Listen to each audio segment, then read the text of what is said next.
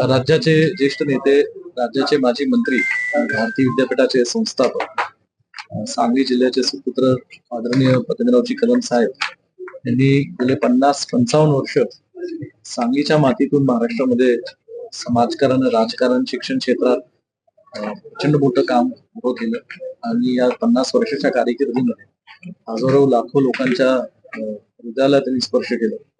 अशा पतंगरावजी कदम साहेबांच्या कर्तृत्वाला दाद देण्याकरता 5 सप्टेंबर रोजी शिक्षक दिनाच्या निमित्ताने डॉक्टर पतंगराव कदम सोनीरा सहकारी साखर कारखाना तालुका कडेगाव या ठिकाणी त्यांचं एक पुतळ्याचं अनावरण आणि स्मारकाचा लोकार्पण सोहळ्याचा कार्यक्रम संपन्न होत आहे. या पुतळ्याचं अनावरण आदरणीय राहुलजी गांधी, देशाचे नेते, देशाच्या लोकसभेचे विरोधी पक्ष नेते यांच्या हस्ते होणार आहे. या कार्यक्रमाचे अध्यक्ष आदरणीय मल्लिकार्जुन खरगे साहेब असणार आहेत.